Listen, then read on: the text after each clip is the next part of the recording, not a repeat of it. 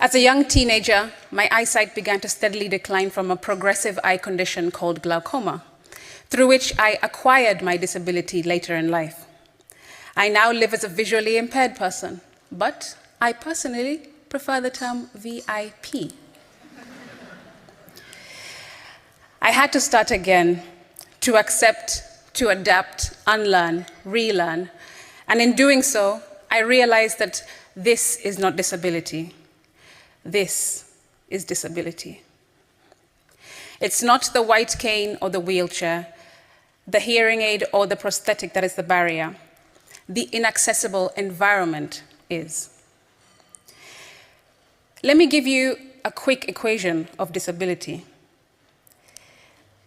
It's equated as impairment plus barrier equals disability.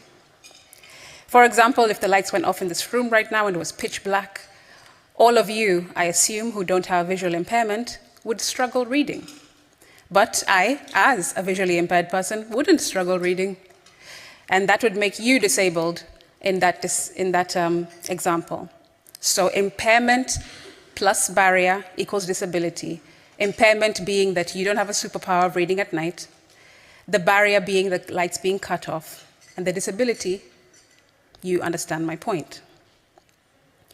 Buildings, streets, products, services, and technologies are made inaccessible to us, making our odds what they are. It was only when I went to university in the UK that I was exposed to these realities.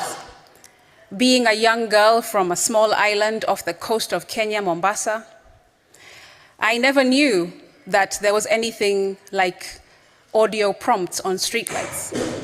I never knew that there were buses that could lower to street level. I never knew that there was anything like tactile paving, roller balls at the bottom of the traffic lights. I didn't even know that there was anything called a sonic traffic light. I did not know that there were signages which have specific colors so that they are well contrasted for those with low vision. I never knew that you could cross the road at a pedestrian crossing and cars actually stop voluntarily, unlike in Africa where it's just a polite suggestion when you expect them to stop for you to cross the road. It's because of this exposure that I understood that I was further disabled because of living in Kenya, because there were visually impaired persons in the UK that were living life quite independently, unlike I.